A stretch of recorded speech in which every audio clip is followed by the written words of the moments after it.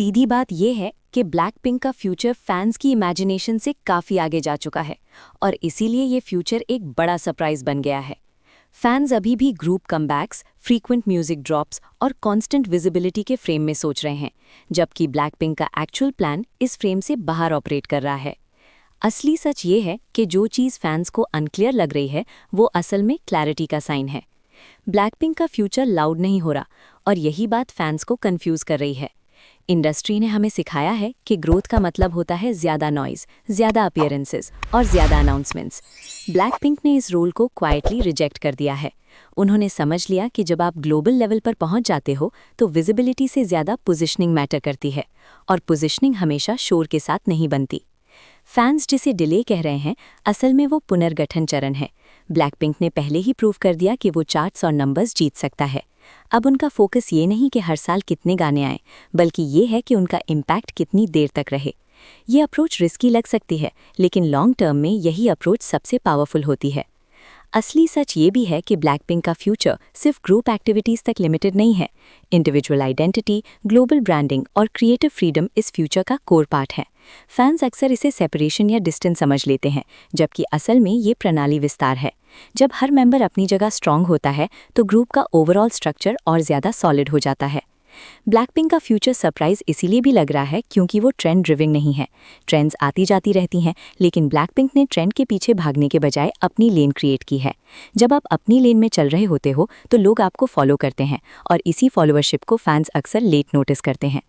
इस फ्यूचर का एक और हिडन एस्पेक्ट ये है कि ब्लैक पिंक ने अपनी स्पीड इंटेंशनली कंट्रोल की है। फास्ट ग्रोथ फास्ट बर्नआउट लाती है। ब्लैक पिंक ने बर्नआउट के बजाय बैलेंस चूज किया। बैलेंस का मतलब कम काम नहीं होता, बैलेंस का मतलब होता है सही वक्त पर सही मूव, और सही मूव अक्सर साइलेंट होता है। इंडस्ट्री के लिए भी ये फ्यूचर थोड़ा अनकंफर्टेबल है, क्योंकि black pink traditional promotion cycles को ब्रेक कर रहा है। प्रिडिक्टेबिलिटी इंडस्ट्री को सेफ फील करवाती है। ब्लैक पिंक अनप्रिडिक्टेबिलिटी को अपनी स्ट्रेंथ बना रहा है। जब ऑडियंस को पता ही ना हो कि नेक्स्ट मूव कब और कैसे आएगा तो क्यूरियोसिटी जिंदा रहती है। क्यूरियोसिटी ही सबसे स्ट्रॉन्ग एंगेजमेंट होती है। फैंस को जो काम फेज लग रहा है, असल में वो आत्मविश्वास चरण है। जब आर्टिस्ट इनसिक्योर होता है वो ज़्यादा बोलता है, जब आर्टिस्ट कॉन्फिडेंट होता है वो कम बोलता है। ब्लैक पिंक का कम बोलना इस बात का प्रूफ है कि डायरेक्शन क्लियर है। जब डायरेक्शन क्लियर होती है तो एक्सप्लेनेशन की ज़रूरत कम हो जाती है। ब्लैक पिंक का फ्यूचर सरप्राइज इसीलिए भी होगा क्योंकि जब ये फुली रिवील होगा तो वो सिर्फ एक कमबैक नहीं होगा, वो एक चरण में बदलाव होगा। फैंस सोचेंगे कि अचानक हुआ, लेकिन असल में ये धीरे धीरे बिल्ड हो रहा है। जो चीज़ें धीरे बिल्ड होती हैं वो ईजिली कोलैप्स नहीं होती। असली सच ये है कि ब्लैक पिंक का फ्यूचर फैंस की टाइमलाइन पर नहीं चल रहा। फैंस नेक्स्ट अपडेट चाहते हैं, जबकि black pink next standard set कर रहा है। फैंस आउटपुट देखना चाहते हैं, ब्लैक पिंक स्ट्रक्चर बिल्ड कर रहा है।